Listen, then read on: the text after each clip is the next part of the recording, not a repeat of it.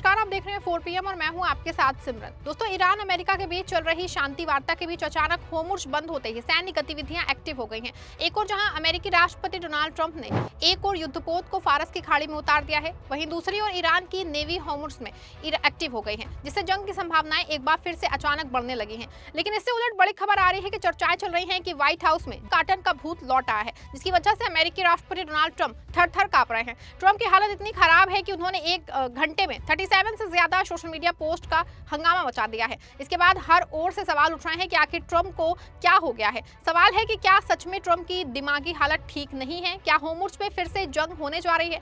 ये आपको सब कुछ बताने वाले हैं अपनी इस रिपोर्ट में। दोस्तों, सियासत में साख बड़ी चीज होती है। होर्मुज़ की गहराई में इस वक्त सिर्फ ईरान की हुकूमत और उसकी मर्जी चल रही है। कल तक ट्रंप साहब बड़े फख्र से दावा कर रहे थे कि उनके लीथल वॉरियर्स यानी कि घातक योद्धा और जंगी बेड़े समुद्र में पहुंच चुके हैं और नाकेबंदी अब खुल जाएगी। लेकिन जमीनी हकीकत में अचानक पूरा खेल बदल गया है। यूएस सेंट्रल कमांड ने घोषणा की है कि डार्क लैंडिंग शिप USS शमशोर अब अरब सागर में सक्रिय रूप से नाकाबंदी अभियान चला रहा है। इससे पहले शनिवार को ही 2 बड़े अमेरिकी जहाज इस क्षेत्र में तैनात किए गए थे। गाइडेड मिसाइल डिस्ट्रॉयर USS पिकनी क्षेत्रीय पानी में गश्त कर रहा है, जबकि USS न्यू ऑर्लियंस जहाजों की आवाजाही पर नजर रख रहा है, जो एक एम्फीबियस ट्रांसपोर्ट डॉक शिप है। अमेरिका का कहना है कि इन जहाजों का मकसद ईरानी बंदरगाहों में जाने या वहां से आने वाले सभी जहाजों पर सख्त निगरानी रखना है। इसी बीच ईरान के इस्लामिक रिवोल्यूशनरी गार्ड कॉर्प्स की नेवल विंग ने शनिवार शाम से स्ट्रेट ऑफ होर्मुज़ फिर से बंद कर दिया है। IRGC ने साफ कहा है कि जब तक अमेरिका अपनी नौसैनिक नाकाबंदी वापस नहीं लेता, होर्मुज़ फिर से नहीं खुलेगा। ईरान का कहना है कि अमेरिकी नाकाबंदी युद्ध विराम का उल्लंघन है, इसीलिए उन्होंने होर्मुज़ पे सख्त नियंत्रण फिर से शुरू कर दिया है। शुक्रवार को दोनों देशों ने कहा था कि होर्मुज़ पूरी तरह खुला है और सभी व्यापारिक जहाजों के लिए तैयार है। अमेरिकी राष्ट्रपति डोनाल्ड ट्रंप ने भी इसे खुशी से स्वीकार किया था, लेकिन कुछ घंटों बाद ही ट्रंप ने तुरंत सोशल पे लिखा कि ईरानी बंदरगाहों पे अमेरिकी नाकाबंदी पूरी ताकत से जारी रहेगी। इसके जवाब में ईरान ने होर्मुज़ फिर से बंद कर दिया। सबसे ज्यादा हैरान करने वाली बात है कि ईरान ने एक चीनी जहाज को भी होर्मुज़ से लौटा दिया। ये कोई मामूली बात नहीं है। ईरान ने दुनिया को ये पैगाम दिया है कि जब तक अमेरिका उनकी नाकेबंदी नहीं हटाएगा, तब तक ये रास्ता किसी के लिए नहीं खुलेगा, चाहे वो दोस्त हो या दुश्मन। ट्रंप की कायवॉय डिप्लोमेसी ने अमेरिका को इस मोड़ पे लाके खड़ा कर दिया है, जहां बातचीत के अंदर बंद हैं दरवाजे और समुद्र में बारूद की बू फैल रही है। ट्रंप धमकियां दे रहे हैं, लेकिन हकीकत में समुद्र की चाबी आज भी तेहरान की मुट्ठी में है और ट्रंप सिर्फ हाथ मलते रह गए हैं। तेहरान ने एक बार फिर से अपनी नेवी को होर्मुज़ में एक्टिव कर दिया है। इससे मामला लगातार जंग की ओर बढ़ता ही जा रहा है, दिखाई दे रहा है। एक तरफ ट्रंप एक्टिव हैं, दूसरी तरफ जो है मोहम्मद बाघेर रुकने का नाम ही नहीं ले रहे हैं। लेकिन ट्रंप की एक्टिविटी अचानक कुछ ज्यादा ही बढ़ गई है। बहुत से दावे इस तरह के मामले सामने आ रहे हैं कि ट्रंप को कार्टन का भूत सताने लगा है।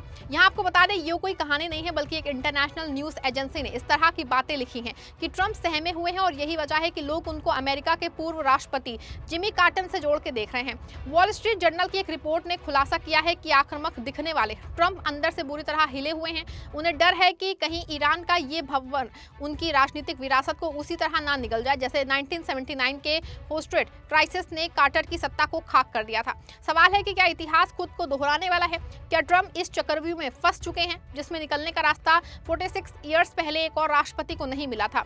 ईरान संकट और ट्रंप की असुरक्षा के बीच डोनाल्ड ट्रंप की मौजूदा हालत उनके सार्वजनिक बयानों और आंतरिक संघर्ष के बीच एक गहरी खाई को दर्शाती है। दोस्तों, आज सत्ता की आंखों में आंखें डाल के पत्रकारिता करना मुश्किल हो गया है। हमारे 4 PM नेशनल यूट्यूब और फेसबुक चैनल को, जिसे आपका प्यार और विश्वास हमेशा से मिलता रहा है, उसे बंद करके सरकार ने ये साबित कर दिया है कि वो आपके सवालों से कितना डरती है।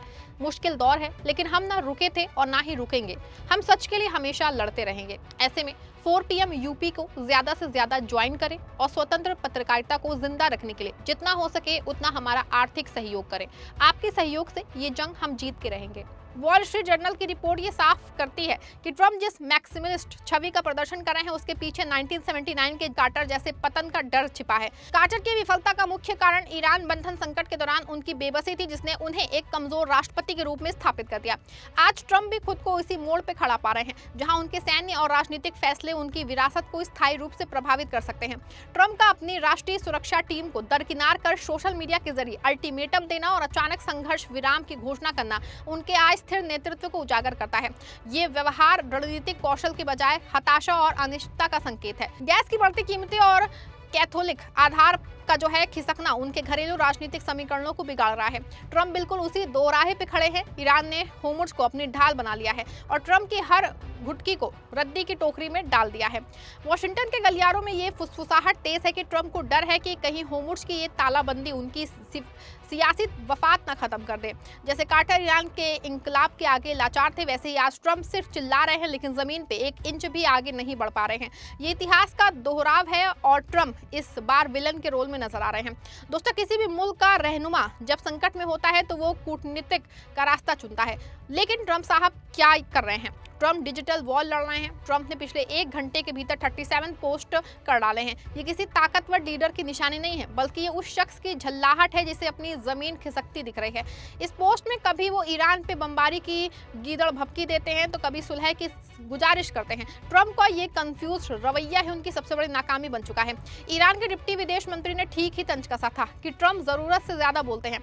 आज पूरी दुनिया ट्रंप के इन ट्वीट्स पे ठाके लगा रही है, क्योंकि समुद्र में उनके जहाजों को रास्ता नहीं मिल रहा है और वो व्हाइट हाउस में बैठ के अंगूठे चला रहे हैं। क्या कोई ऐसे जंग जीती जाती है? दोस्तों, ट्रंप ने शोर मचाया कि उन्होंने अपने घातक योद्धा समुद्र में उतार दिए हैं, लेकिन क्या मिसाइलों से तेल का रास्ता खोला जा सकता है?